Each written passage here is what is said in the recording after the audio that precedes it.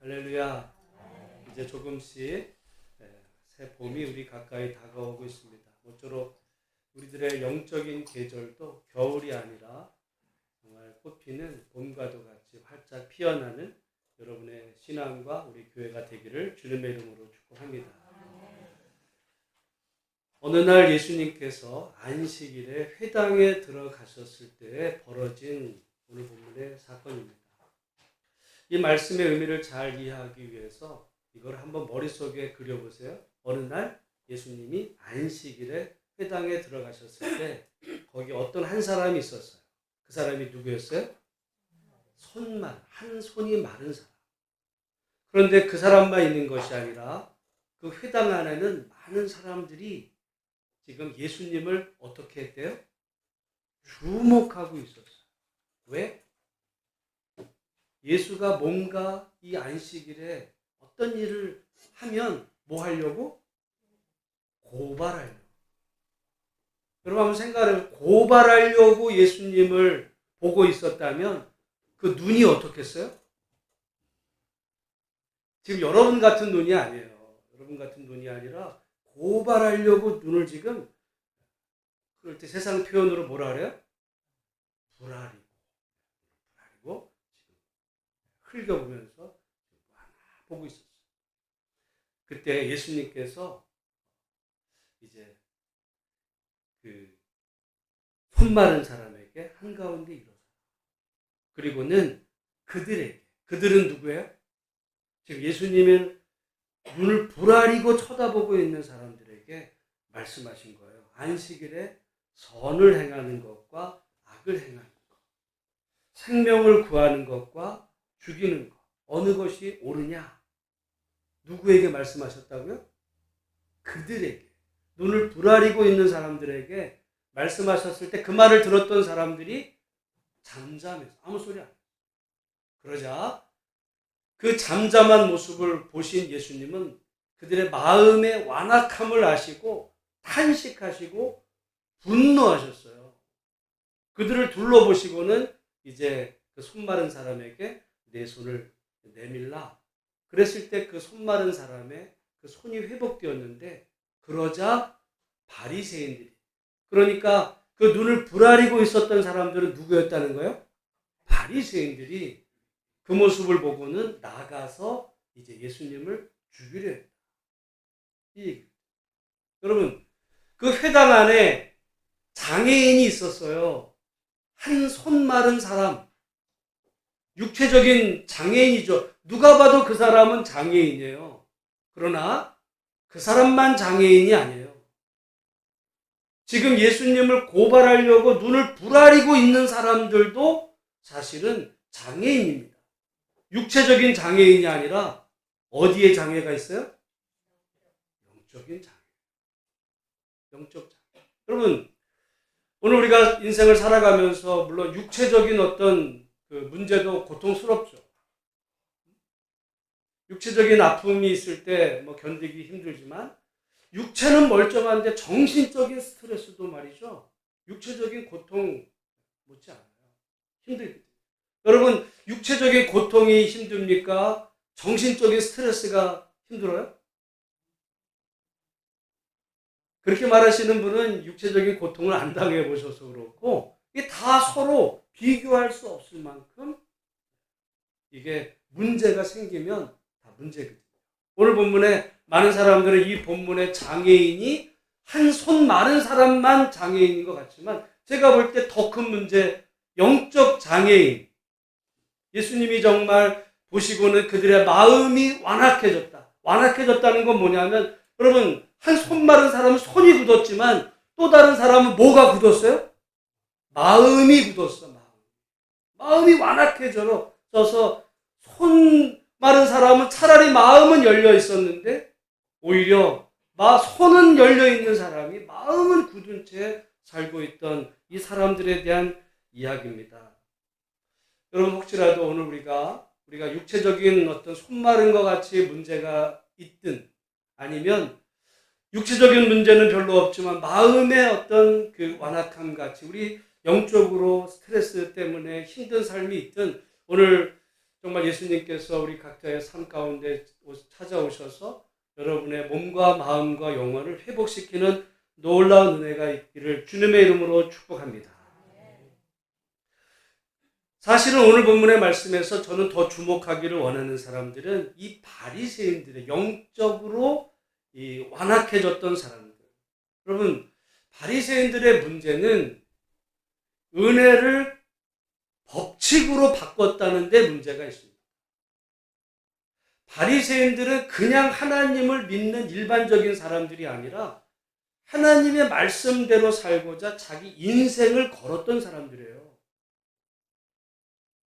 그래서 하나님의 말씀대로 사는 걸 자기 삶의 목표로 삼았던 사람들. 어떻게 보면 우리들보다 정말 신앙의 열심과 그런 면이 정말 더 뛰어났다라고 할 수 있는 그런 사람들인데, 그들의 문제가 뭐냐?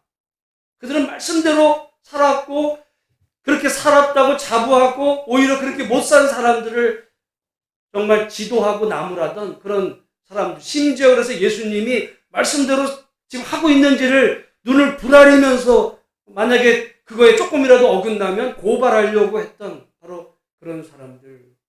그들의 문제가 어디에 있었냐면 은혜를 규칙으로 바꿨다는 데 있습니다. 우리 한번 따라해 보겠습니다. 은혜를 규칙으로 바꿨다. 이게 이제 왜 그랬냐면요, 그것도 사실은 처음의 의도는 좋은 거였어요. 왜냐하면 여러분 생각해 보세요. 하나님의 말씀대로 사는 것이 어떻게 하는 것, 하나님 말씀대로 사는지 너무 막연할 때가 있어요. 가령 안식일을 지켜라. 성경 말씀에 보면 안식일을 지켜라는 말이 맞죠? 그런데 어떻게 하는 게 안식일을 지키는 거예요? 가령 지금 주일을 지켜라. 어떻게 하는 게 주일 지키는 거예요? 사람마다 달라요. 교회마다 다르고 입장마다 다르고 시대마다 다릅니다. 저 어렸을 때만 해도 주일날을요, 예를 들어 차 타고 다니는 거에 대해서도 거의 정죄시했어요. 주일날 나가서 물건 사 먹는 거 말도 안 되는 일이에요. 장사하는 거 안 되는 일이에요. 주일 예배를 예를 들어 어떤 분은 그래서 주일 아침 예배만 드리면 다 된다라고 생각하지만 주일 저녁 예배, 또 주일 새벽 예배. 그래서 어떤 분 가운데는 주일 새벽부터 아침 예배, 저녁 예배, 그 중간에도 오직 교회 안에서 머무는 것이 그것이 주일을 지키는 거다. 이렇게 생각하는 분들이 있어요. 있었어요. 근데 여러분, 지금 누가 그래요? 그러니까 이게 구약시대 그 성도들도 하나님께서 안식일을 지켜라라고 말씀하셨지, 어떻게 안식일을 지켜라라고는 말씀을 하셨어요? 안 하셨어요? 안 하셨어요. 여러분, 내 부모를 공경하라. 마찬가지. 어떻게 하는 게 부모를 공경하는 거예요? 달라요. 사람들마다.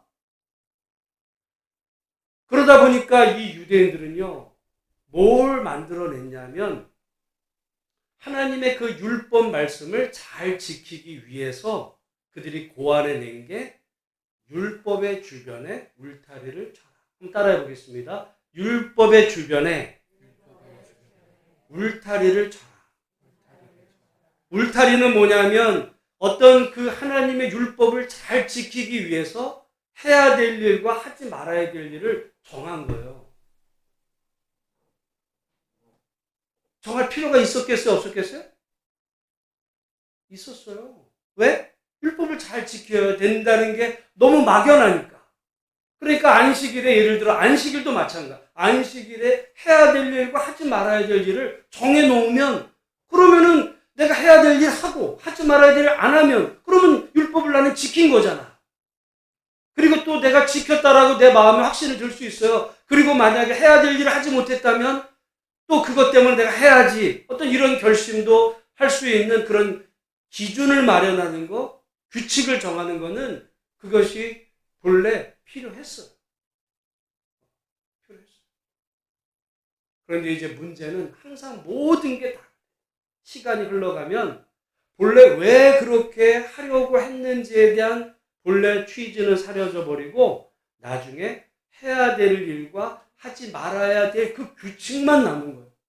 그러니까 이 바리새인들은 본래 하나님께서 왜 안식일을 지키라고 하셨는지에 대한 본래 뜻은 잊어버리고 세월이 흘러가면서 해야 될 일과 하지 말아야 될 그 일만 그들에게는 중요한 게 남은 거예요. 그래서 어떤 사람이 과연 안식일에 해야 될 일을 하지 않거나 하지 말아야 될 일을 한다면 그 사람이 무슨 일을 하고 있는지는 상관이 없어. 어떤 의도로 그것을 하는지는 관심 없어요. 단지 했냐 안 했냐를 가지고 그 사람과 그 일을 평가하고 정죄하고 고발하고 이런 일을 한단 말이죠. 은혜를 규칙으로 바꿔. 처음 의도는 좋았지만 여러분, 그러면 본래 하나님께서 안식일을 주셨을 때 안식일은 어떤 의도였냐면 안식일이 어떤 동기에서 성경에 처음 나오냐면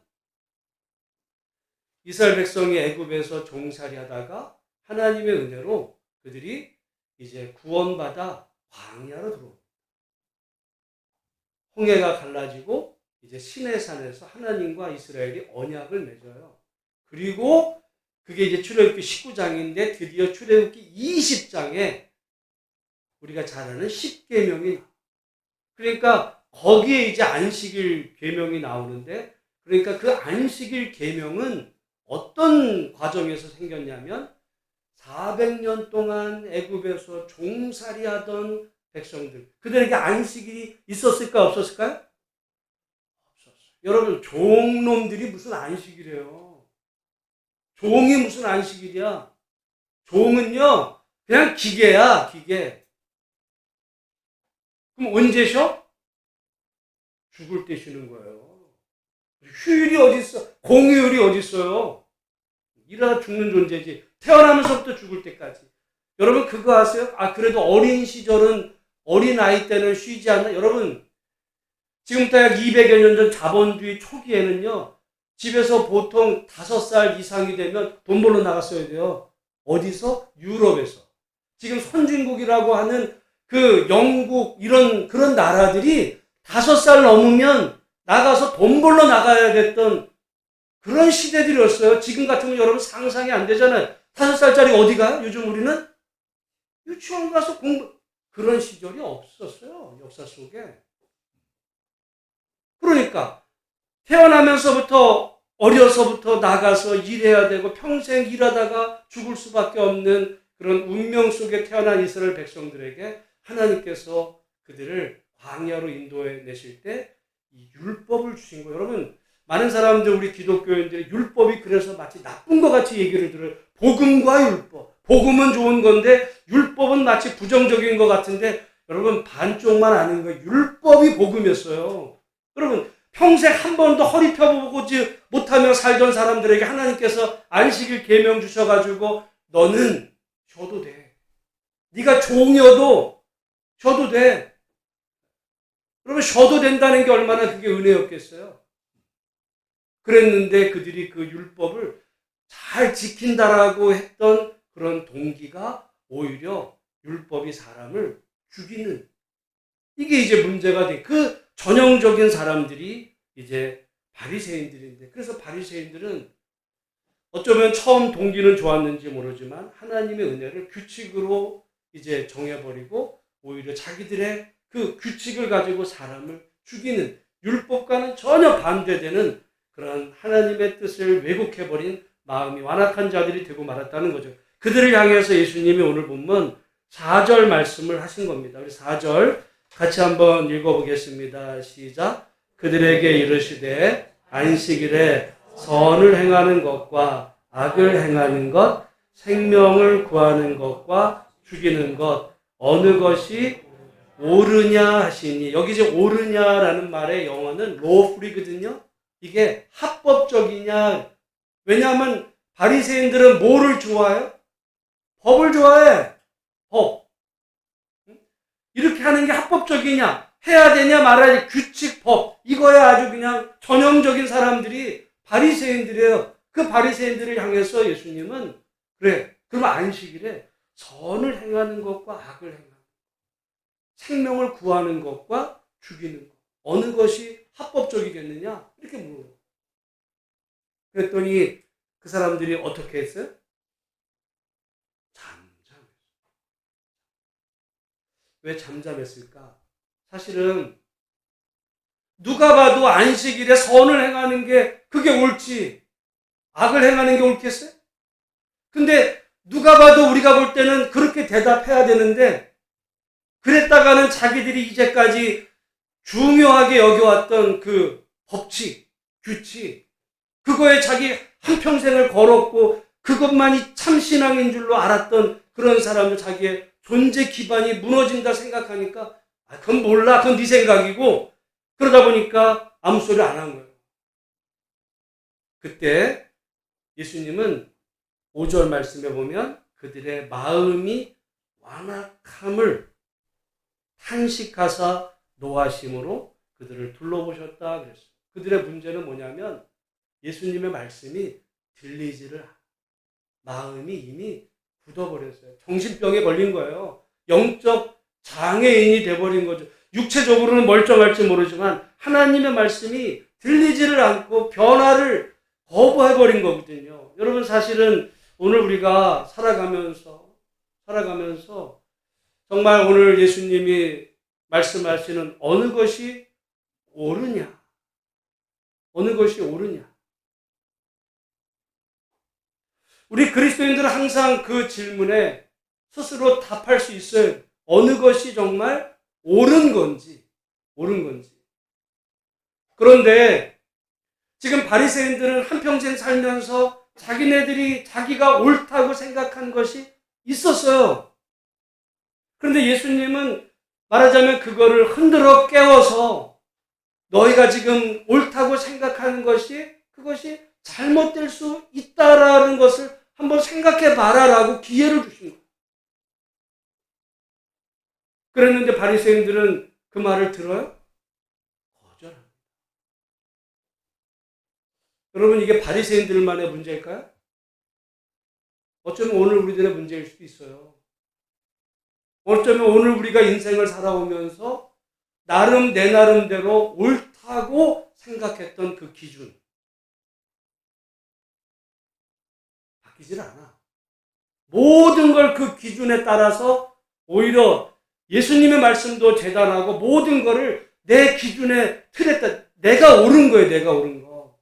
여러분, 저는 제가 이 하나님의 나라라는 게 단지 우리가 죽은 다음에 가는 그 영원의 천국, 그것만이 아니라 하나님을 주인으로 모시는, 하나님을 왕으로, 하나님이 내 인생의 모든 선악의 기준으로 우리가 그걸 모신 하나님을 따르는 백성들이 정말 살아가는 그 삶을 하나님의 나라, 하나님의 백성이라고 했을 때요, 하나님의 백성들은 언제나 그 기준점이 뭐여야 되냐면 하나님이어야 돼요.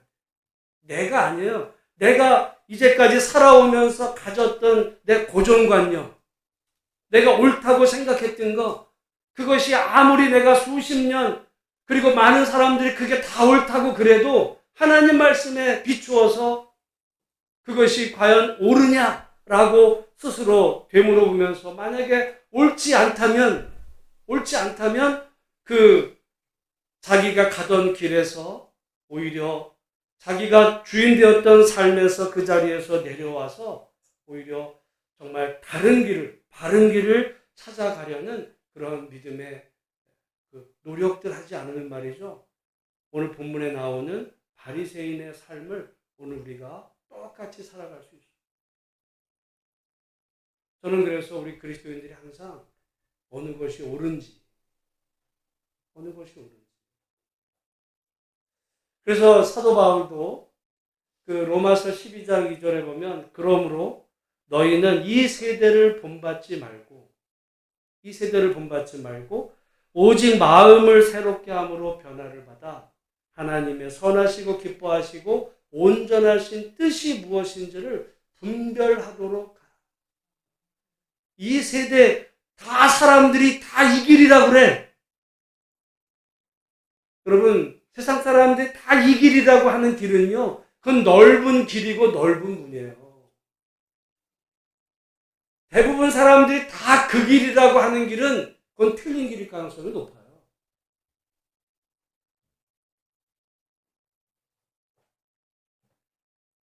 그런 그 과정 속에서 정말 이 길이 옳은지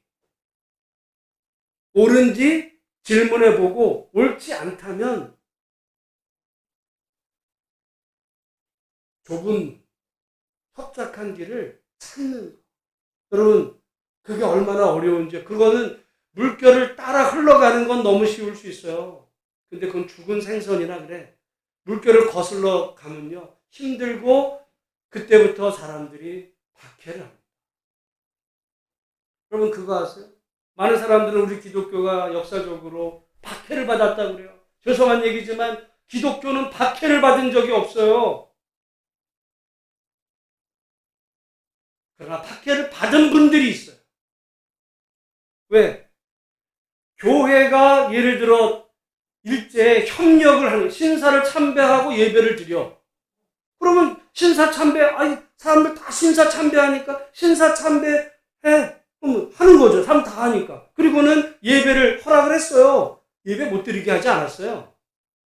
단 신사를 참배하고 예배를 드려. 그러면 박해하지 않고 오히려 교회에다가 협력하고 예를 들어 자금도 지원하고 말이죠. 어떤 그 관용을 베풀었거든요. 그런데 그 중에 어떤 분들은 신사 참배를 거절하게 되면서 문제가 생기는 거죠.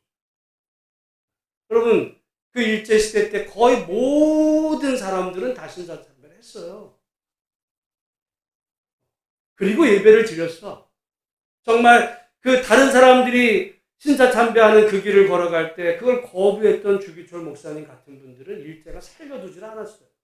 죽은 거예요.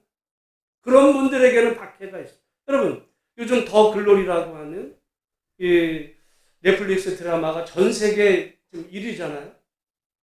아마 젊은 분들은 많이 보면서, 그걸 보면서 어떻게 보면 정말, 어떻게, 저도 조금 봤을 때 정말 학창시절에 막 고데기로 지지잖아요. 어떤 그런 것에 대한 이제 복수극이 펼쳐지는데, 여러분, 제가 이번에 이런 걸 보면서 우리 한국 사람하고 일본 사람들의 어떻게 보면 겉으로 볼 때는 그냥 다 비슷해 보이고 언어만 조금 다르고 그런 것 같아도 이게 완전히 정신세계가 완전히 다르다는 것을 제가 이번에 알았어요. 여러분, 가끔 우리가 예전에 우리 배구 선수 어떤 자매들 가운데서 과거에 학교 다닐 때 학폭이 있어서 문제가 됐던 그 자매권이 있었어요. 그죠? 그 자매 선수들이 문제가 됐을 때 우리 국민들이 그 자매가 그럴 수 있지. 학교 다니다 보면 그렇게 학폭도 좀 할 수 있지라고 사람들이 그랬어요? 아니면 그럴 수 있냐라고 하면서 그 자매를 비난했을까요? 네? 어떻게 했는지 몰라요? 비난했어요. 그러니까 우리나라 사람들의 정서 속에는 누군가가 가해자가 피해자를 그렇게 학대를 했을 때 그것에 대해서 그러면 안 되지. 힘없는 애를 괴롭히면 안 되지. 라는 마음이 있어요. 그게 하나님의 마음이기도 해. 나 근데 일본은 반대야. 나 깜짝 놀랐어요. 일본은요, 가령 어떤 유명한 스포츠 선수가 과거에 학폭을 했어. 그런데 걔가 지금 스타가 돼 있어요. 우리 같았으면 아까 말한 대로 그럴 수 있냐라는 사회적인 내장이 벌어질 텐데 일본은요, 뭐라고 나오는지 아세요? 그럴 수 있지. 다 학교 다니다 보면 그럴 수 있는 거 아니야? 몰랐을 때, 어렸을 때 애들끼리 뭐 그런 걸 가지고 그래. 누구 편이에요? 가해자 편이야. 여러분, 왜 일본이 과거사를 반성 안 하는 줄 아세요? 내가 이번에 일본은 기본적으로 승리한 가해자, 당하는 사람은 지가 뭘 모자랐으니까 당했겠지, 이런 마인드가 일본 사람들 안에 있다는 걸 알고서는 저 사람들이 예수를 저렇게 못 믿는 이유가 있겠구나. 나는 이전에 여러분 그거 아직 일본은 과거 150년 동안에 어마어마한 핍박이 있었어요. 일본. 우리나라 임진왜란 그 무렵에 일본의 저 포르투갈 선교사들이 가가지고 정말 제가 전에 가끔 말씀 한번 드린 적이 있어요. 우리 조선시대 임진왜란 때 우리나라를 쳐들어왔던 그 일본의 3대 장군 중에 하나가 고니시 부대가요. 제가 예전에 그 드라마에서 보니까 고니시 부대에 이 군기가 십자가였어요. 고니시가 캐톨릭 교인이었어. 나중에 자기가 이 패배를 하고 일본에 돌아가서 이제 이 죽게 됐을 때 일본은 보통 패배한 사람들은 할복을 하거든요. 근데 그 사람은 신앙인이었어. 그러니까 자살은 안 되니까 할복이 아니라 목을 쳐버렸어요. 그만큼 신앙인이었던, 그러면서 그 이후에 이제 일본이 에도 시대 이후에 약 100여 년간에 걸친 어마어마한 이 쇼군들에 의한 이 기독교 핍박이 있으면서 정말 일본의 기독교 씨가 말랐는데, 나는 그래서 그랬는 줄만 알았는데 이번에 보니까 그게 아닐 수도 있겠다. 가해자예요. 근데 성경에 우리 하나님은, 여러분 제가 정의가 뭐라 그랬어요? 정의는 약자에 대한 편이에요. 성경의 하나님은 가해자 편이 아니라 성경의 하나님은 언제나 그 핍박당하는 그런 사람들의 편.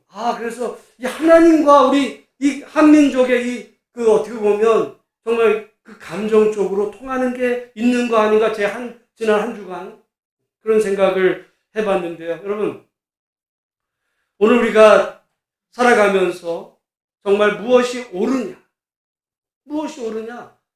늘 말씀에 비추어서 생각해 볼 때, 오늘 우리가 내가 아무리 이것이 옳다 그래도, 그것이 옳은 줄로 안다라고 내가 그렇게 배워오고 살았을지 몰라도, 그러나 하나님의 말씀의 기준에서 그것이 잘못됐다는 것을 알면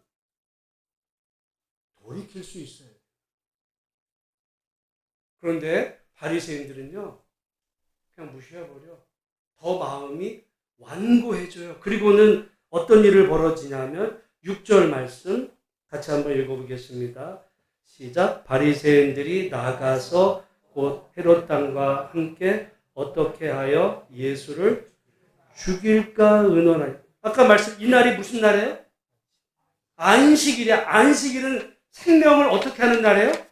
살리는 날에 지금 예수를 뭐 할까 지금 의논해요? 죽일까? 규칙을 매달리느냐고. 본래 안식일이 생명을 살리는 날이었는데 도리어 그날을 누군가를 죽이려고 하는 그런 음모를 꾸미는 날로 바뀌어버린 거예요. 그런데 게다가 바리새인들이 누구와 함께 예수를 죽일까 의논했다라고 얘기하냐면 헤롯 땅. 여러분, 그렇게 따지면 헤롯 땅과 바리새인들이 좋은 관계였을까요? 나쁜 관계였을까요? 좋은 관계였을 거라고 우리는 충분히 짐작을 하지만 천만의 말씀이에요. 거의 왼수예요. 여러분, 오늘날 우리가 우리 한국의 지금도 정치, 국민의힘과 민주당과 이러는 것 같아도요, 2000년 전 예수님 당시는 이거보다 몇 곱절이 더했어. 나중에 그 유대인 중에 요세푸스라는 사람이 그 당시 예루살렘이 멸망할 때 그 자기의 그 경험을 이제 쓴 책에 보면 자기들끼리 죽고 죽일 만큼 이 치열한 이 정치적인 갈등이 어마어마했어요. 우리가 성경에 보면 바리새인하고 또 어떤 사람들이 나와요? 사두개. 단지 부활의 차이만 있는 게 아니에요. 여러분, 우리나라도 옛날에 보면 같은 그 유학자들 가운데서 가령 왕의 또는 왕후의 어떤 그 장례를 얼마나 할지 그런 거 가지고 죽고 죽이며 싸웠던 거예요. 동인 서인이 그런 걸로 나뉘어. 안식, 예를 들어 여러분, 사두개인과 바리새 부활이 어떠냐? 그게 그냥 어떤 견해 차이가 아니라 이거는 정치적인 파벌이에요. 그래서 사두개인들은 제사장, 성직자. 이 사람들의 어떤 터전은 성전이에요. 바리새인들은 평신, 성직 달라요.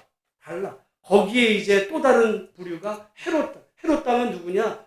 당시 유대의 임금이었던 헤롯을 따르는 어떤 이 종교적인 것보다는 세속적인 그런 정파의 사람들이 헤롯 땅. 그리고 또 하나가 있어. 그 이제 성경에 이름은 나오지 않지만 에세네파라고 하는데 많은 그 역사 그 성경학자들은 세례 요한이 에세네파였을 거다. 그러면 세례 요한이 세례를 베풀 때 사람들이 구름대 같이 세례 요한에게 몰려왔잖아요. 그런 사람들이 있어요.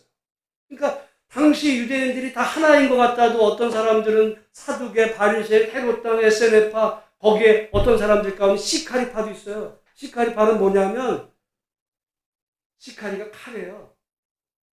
칼로 슬그머니 갔다가 어떤 조금 마음에 안 드는 이런 사람에게 찔러 죽이는 거야. 이런 사람들이 그 안에 있었어요.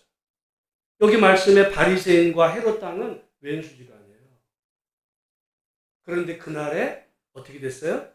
함께 어떻게 하여 예수를 죽일까 작당하는데 하나가 됐어요. 여러분 그러잖아요. 평소에는 거의 왼수 같은 사람들이 뭔가 하나의 목적이 생기면요 같이 손잡는 거야. 즉 그런 일이 벌어졌다는 거예요. 근데 그날이 무슨 날이었다고요? 안식일은 뭐 하는 날? 생명을 살리는 날이었는데 왜 이런 일이 벌어져요? 궁극적으로는 생각하기를 거부하고 생각을 안 해요. 무엇이 옳은지 정말 이 일이 뭐가 과연 합리적이고 올바른지에 대해서 생각하기를 거부하는 것이 얼마나 무서운 결과를 낳는지 여기 말씀에 그들은 마음이 완악해. 차라리 한 손이 메마른 게 나아요. 사지는 멀쩡한데 정신은 완전히 굳어져가지고 말이죠. 여러분 오늘 우리 가운데 물론 어떤 육체적인 이런 그 불편함이 있다면 그것도 괴로운 일이지만 혹시라도 오늘 우리들의 이 영적 또는 우리들의 사고 구조가 점점 세월이 흘러갈수록 완악해져가지고 어떤 내 기준과 틀 거기서 벗어나는 거 도저히 용납이 안 돼. 그런 바리새인화 되는 그런 길이 있다면 그러면 오늘 우리의 그 완악함을 솔직히 인정하고 정말 하나님 앞에서 우리가 마음의 문을 더 활짝 열고 정말 주님의 음성에 귀 기울이며 우리가 마음과 또 생각이 항상 정말 열린 넓은 그런 믿음의 사람으로 변화되어가는 놀라운 은혜가 있기를 주님의 이름으로 축복합니다. 오늘 본문의 말씀에 예수님께서 이 놀라운 일을 하실 때 여기 5절 말씀에 다시 보면 그들의 마음이 완악함을 탄식하사 노하심으로 그들을 어떻게 하셨대요? 둘러보시고 누구에게 이르시되? 그 사람에게. 여러분 그러니까 이게 국어를 잘 하셔야 돼. 누구를 둘러보신 거예요? 마음이 완악해져 있는 사람. 그러니까 눈이 지금 울그락불그락 뭔가를 잡아내려고만 생각하다 보니까 예수님 말씀이 안 들려. 저게 뭔 소리 하는 거야 저거? 이러면서 이제 막 그러고 있는 사람들을 예수님이 둘러보시고는 보셨어요. 보시고는 그 사람, 손 마른 사람에게 내 손을 내밀라. 이 손을 내밀라라는 말을 그 옆에 지금 눈을 부라리고 있던 사람들이 들었을까요? 못 들었을까요? 들었죠. 들렸어요. 저는 오늘 말씀해 보면서 단지 예수님이 물론 그 사람에게 내 손을 내밀라. 손을 내미는 건 어떻게? 여러분 손이 완악해졌다는 건 굳은 거 아니에요? 내 손을 내밀라는 거는 손을 뻗는 거예요. 굳었던 거를 뻗는 거. 여러분 완악해졌다는 게 뭐예요? 굳어진 거야. 그렇다고 한다면 예수님의 오늘 말씀에 단지 육체적인 문제에 있는 사람을 향해서만 내 손을 내밀라라고 말씀하시기보다 지금 듣고 있는 그 사람들도 네 마음의 문을 열어. 들렸어요. 그랬는데 예수님의 똑같은 음성을 듣고 그 손 마른 사람은 회복이 됐는데 그 말씀을 들었던 다른 사람들은요 마음이 더 오그라들었어요. 병세가 더 심해진 거예요. 저는 오늘 우리가 이 시대를 살아가면서 손이 오그라드는 거 불편할 수 있죠. 근데 마음이 더 오그라들고 인색해지고 완고해지는, 그것은 오늘 본문에 나온 바리새인의 모습입니다. 우리가 점점 이제 나이가 들어가잖아요.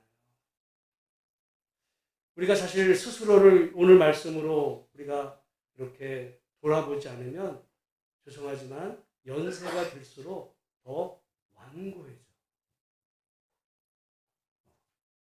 왜냐하면 내가 이전까지 살아오면서 내가 옳다고 생각했던 그걸로 모든, 내가 이제까지 내가 몇십 년 살아오면서 이게 맞지? 안 들릴 수 있어요.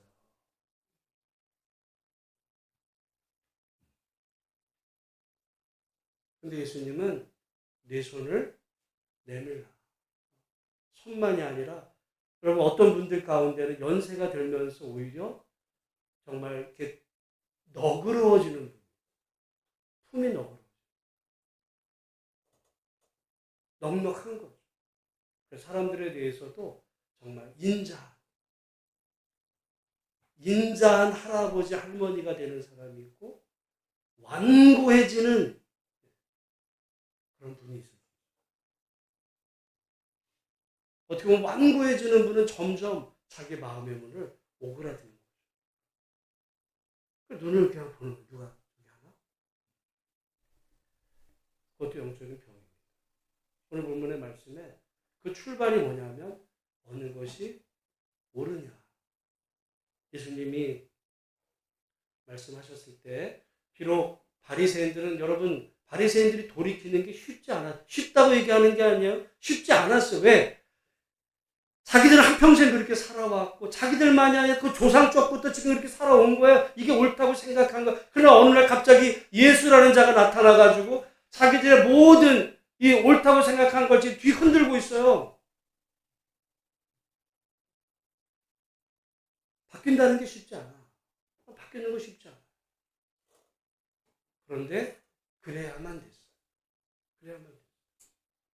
그래서 아까 말씀드렸죠. 로마서 12장이죠. 너희는 이 세대를 본받지 말고. 여러분 그때 이거 이 세대는 이 세상 사람들의 살아가는 방식대로, 이 세상 사람들의 가치관, 이 세상 사람들이 다 이렇게 갈 때 본받지 말고 따라가지 말고 마음을 새롭게 함으로 변화를 받아 무엇이 옳은지, 하나님의 선하시고 기뻐하시고 온전하신 뜻이 무엇인지를 분별하라. 여러분 더 글로리에서 가령 어떤 다른 아이들이 그 문동은이를 정말 집단 학대할 때 그 옆에 친구들은 뭐하는 거예요? 전 이런 얘기를 자주 설교한 적이 있어요. 학교에서 어떤 아이들이 누군가를 아주 집단 왕따를 시킬 때 그 옆에 있는 애들은 뭐하는 거야? 몰라, 나도 거기 꼈다가 나도 왕따 당하니까 나는 그냥 내가 공부할래. 그런 애가 시험 잘 쳐가지고 무슨 고시 붙어가지고 여러분 출세하면요 그 나라가 망하는 거예요.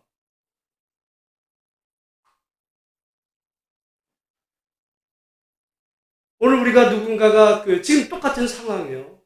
무엇이 옳은지, 옳지 않다면 야 그거 옳지 않잖아 말할 수 있을 때 그 아이가 비록 학교 성적은 좀 떨어져도 그 아이가 잘 되는 게 그게 성경이, 그게 믿음의 그 자녀고, 그렇게 그 나설 수 있을 때 그 용기가 그 하나님의 그 믿음이지. 몰라. 나만 안 당하면 돼. 나만 공부하고 나만 잘 살면 되지. 뭐 누가 옆에서 되든 아유 괜히 꼈다가 나까지 피해될까 봐. 여러분 그 얘기만 더 하고요. 그때 그 문동은이가 고통을 당할 때 사실은 걔가 아니라 그 앞에 애가 먼저 당했다. 그러니까 내 일이 아니니까 그 먼저 애가 당하는 거를 외면했을 때 그 고통이 자기에게 와요. 저는 정말 우리 한국 사회가 뭐 시험 봐가지고 공부 잘해가지고 그냥 해가지고 시험 봐서 출세하고 그런 나라가 아니라 정말 이 하나님의 공의와 정의 따라서 무엇이 옳은지 그게 옳지 않다면 그 상대방의 그 세력이 거둬해도 야 그거 옳지 않아. 그럼 안 되지. 말할 수 있습니다. 그리고 그런 아이가 잘 되는 그런 나라. 그럼 그런 나라여야 우리가 우리 후대 아이들을 여러분 자녀들을 키우면서 우리 아이들이 정말 이 나라가 좋은 나라다 그러지 가해자 편을 드는 그런 나라는요. 그 나라가 지옥이야. 동은이가 겪었던 학창시절 그건 학교가 지옥이었어요. 여러분 오늘 우리가 보면서 무엇이 어느 것이 옳으냐 끊임없이 우리 스스로에게 되물어보면서 정말 그 옳은 길을 바른 길 하나님의 그 뜻을 따라 살아가는 그런 우리 모두 다 되시고 여러분 우리 자녀들을 가르치고 자녀들에게도 정말 옳은 길을 그렇게 살아가도록 여러분 자녀들을 권면하시고 그래서 우리가 기도할 때 그런 자녀들이 잘 되는 나라 그런 잘 되는 사회 그런 나라 그런 사회 되도록 그런 교회 되도록 함께 기도하는 우리 모두가 다 되시기를 주님의 이름으로 축복합니다. 우리 찬송 516장 찬송하며 준비할